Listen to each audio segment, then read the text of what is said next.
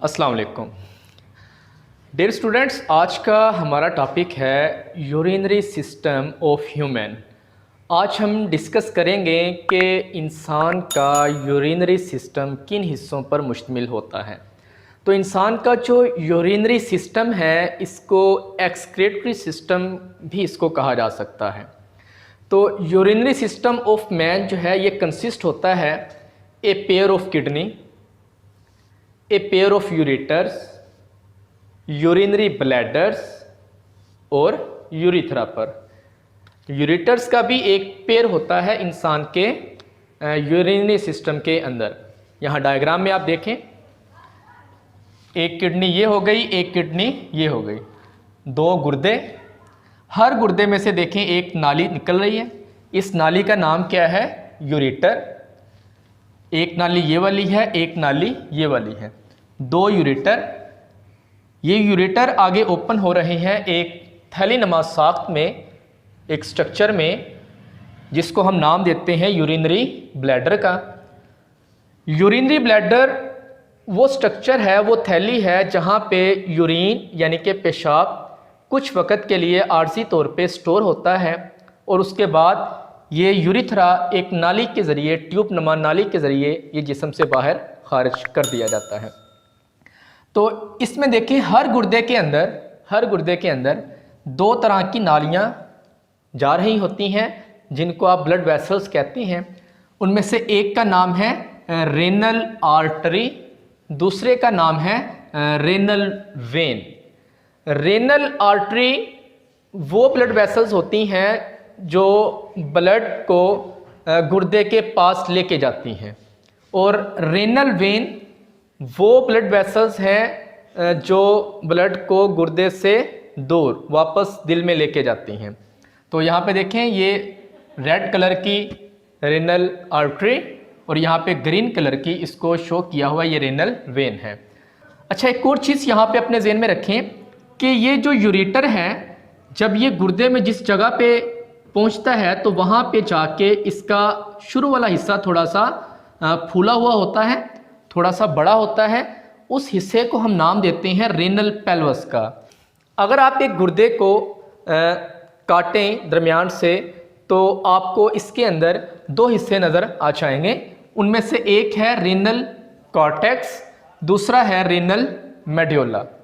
Renal cortex जो है ये गुर्दे का बाहर वाला हिस्सा होता है, बैरूनी हिस्सा होता है। इसकी जो रंगत होती है वो गहरी सुर्ख होती है, जबकि रेनल कॉर्टेक्स के अंदर की तरफ का जो हिस्सा है उसको हम नाम देते हैं रेनल मेड्यूला का। इसकी जो रंगत है वो हल्की सुर्ख रंग का ये होता है, ये हल्का सुर्ख रंग का ये होता है रेनल मेड्यूला जो है। तो अब तक हमने क्या देखा कि यूरिनरी जो सिस्टम है उसमें एक पेयर होता है किडनी का, यहाँ पे देखें एक ये हो गई, एक ये, दो यूरेटर्स और एक यूरिनरी ब्लैडर और एक यूरिथ्रा। उसके बाद इसके अंदर कुछ वेसल्स जा रही हैं, रेनल आर्टरी, रेनल वेन। गुर्दे को जब आप काटते हैं तो आपको दो हिस्से नज़र आते हैं वाज़े तौर पे। उनमें से एक को आप रेनल कॉर्टेक्स कहते हैं, ये बाहर का हिस्सा होता है और ये गहरे सुर्ख रंग का होता है। दूसरा रेनल मेड्यूला, ये कॉर्टेक्स से अंदर की तरफ होता है और ये हल्के सुर्ख रंग का होता है।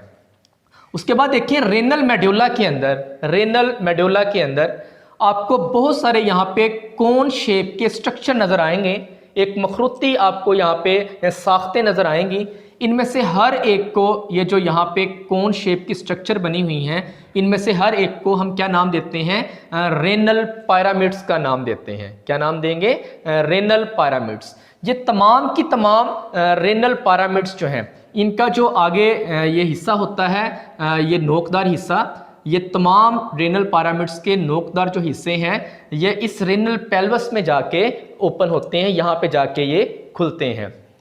अब अगर आप इस एक कोन शेप के स्ट्रक्चर को बाहर निकालें जिसको आपने नाम दिया था रेनल पिरामिड्स का, इस तरफ आ जाएं यहाँ पे, तो ये एक आपके पास रेनल पिरामिड्स है। अब हम इसको देखना चाहते हैं कि इसके अंदर क्या क्या चीज़ें हैं। असल में जो मेन काम हो रहा होता है यूरिन फॉर्मेशन का, वो रेनल पिरामिड्स के अंदर ही होता है। तो रेनल पिरामिड्स के अंदर आपको बहुत सारी नालियाँ नज़र आती हैं, बहुत सारी बारीक बारीक आपको नालियाँ नज़र आती हैं। अब हम क्या करते हैं, उनमें से एक नाली को आप बाहर निकाल लें। ये बाहर मैंने यहाँ पे इसकी डायग्राम बनाई हुई है। इस एक नाली को हम क्या कहेंगे, नेफ्रॉन कहेंगे, नेफ्रॉन। ये जो रेनल पिरामिड्स है इसके अंदर बहुत सारी आपको नालियाँ नजर आएंगी बारीक बारीक। उनमें से एक नाली को हमने क्या किया, बाहर निकाल लिया। इस एक नाली का नाम क्या है, नेफ्रॉन है। अब ये जो नेफ्रॉन है, नेफ्रॉन क्या है, ये एक किडनी का स्ट्रक्चरल एंड फंक्शनल यूनिट है। स्ट्रक्चरल यूनिट से क्या मुराद कि ये आपस में मिलके उसकी साख्त बनाएंगी, उसका स्ट्रक्चर बनाएंगी।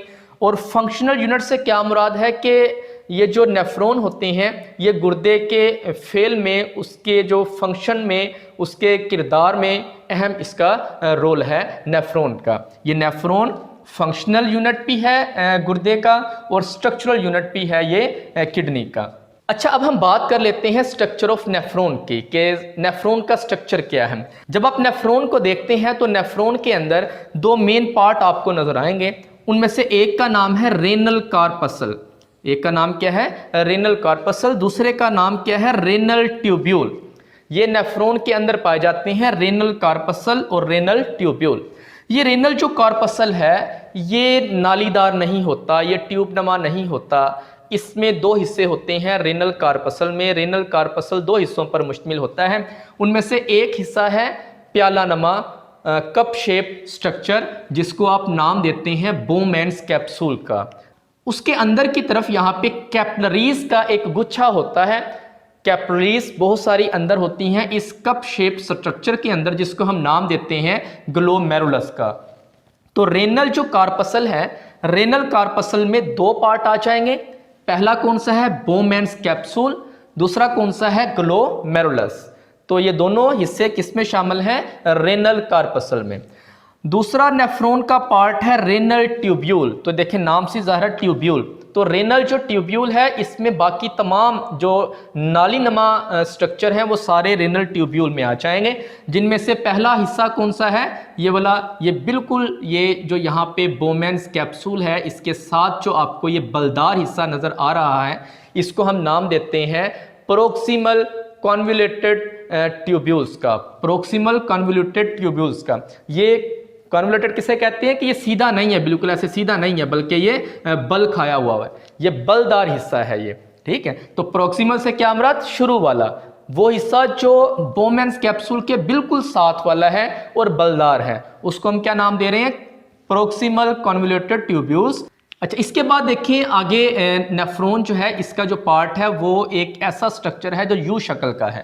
जैसे यू होता है, यू शेप का ये स्ट्रक्चर है जिसको हम नाम देते हैं लूप ऑफ हेनले का। लूप ऑफ हेनले के बाद फिर ये जो नाली नुमा हिस्सा है वो दोबारा बलदार हो जाता है। इसको हम नाम देते हैं डिस्टल कॉन्वोल्यूटेड ट्यूब्यूल्स का। डिस्टल से मुराद ये कि परे वाला, दूर वाला, मतलब ये बोमेन्स कैप्सूल, इसके बिल्कुल साथ वाला जो बलदार हिस्सा है इसको प्रोक्सिमल कहेंगे, शुरू वाला। और इस पॉइंट से यानी कि बोमेन्स कैप्सूल से जो नेक्स्ट आगे पार्ट आ रहा है, प्रोक्सिमल के बाद वाला जो पार्ट आ रहा है, उसको हम क्या नाम देंगे, बलदार हिस्सों को डिस्टल ट्यूब्यूल का नाम देंगे। तो पहला हिस्सा कौन सा है, प्रोक्सिमल कॉन्वोल्यूटेड ट्यूब्यूल्स, उसके बाद यू शक्ल का। इस बलदार हिस्से को हम क्या नाम देते हैं, इसको हम नाम देते हैं डिस्टल कॉन्वोल्यूटेड ट्यूब्यूल्स का। इसके बाद देखें फिर आगे जो है ये कॉन्वोल्यूटेड ट्यूब्यूल्स के बाद, ये बलदार ट्यूब के बाद यहाँ पे जो नेक्स्ट नाली है उसको हम नाम देते हैं कलेक्टिंग डक्ट का।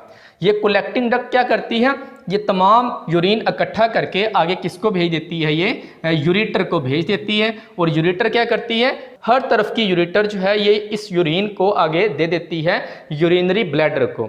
और यूरिनरी ब्लैडर यूरिथ्रा के जरिए यूरिन को जिस्म से बाहर खारिज कर देता है। तो इसमें देखें मेन इसका जो स्ट्रक्चर है नेफ्रॉन का, उसमें दो पार्ट।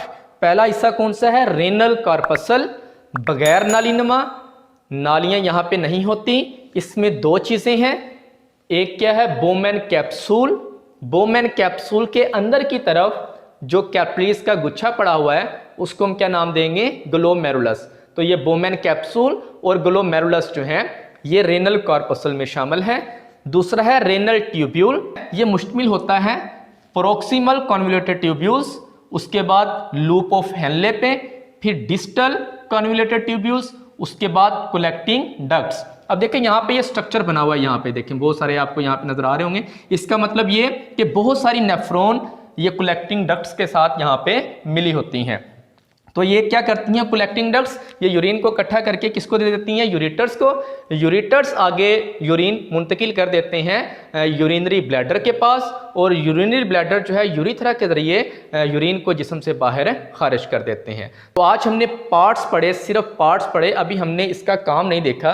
वो इंशाल्लाह नेक्स्ट लेक्चर में हम इसका फंक्शन देखेंगे कि ये नेफ्रॉन काम कैसे करता है। आज हमने देखा ये कि इंसान का जो यूरिनरी सिस्टम है वो मुश्तमिल होता है एक जो है पैर पे, किडनी के एक पैर पे, उसके साथ एक पैर होता है यहाँ पे यूरेटर्स का, और साथ एक यहाँ पे यूरिनरी ब्लैडर होता है, और नीचे यहाँ पे यूरिथ्रा होता है जिसके ज़रिए यूरिन को जिस्म से बाहर निकाल दिया जाता है। उसके बाद हमने देखा कि एक अगर आप गुर्दे को दरमियान से काट लें तो आपको दो हिस्से नज़र आ जाते हैं। वहाँ पे एक रेनल कॉर्टेक्स है जो गुर्दे का बैरूनी हिस्सा होता है, जिसकी रंगत जो है वो गहरी सुर्ख होती है। उसके बाद अंदर वाला जो हिस्सा है उसको आप रेनल मेड्यूला कहते हैं। रेनल मेड्यूला जो है उसके अंदर बहुत सारी आपको मखरूती शक्ल की कोन शेप की आपको स्ट्रक्चर मिलती है, जिसको आपने नाम दिया था, क्या नाम दिया था आपने उसको, रेनल पिरामिड्स का नाम दिया था।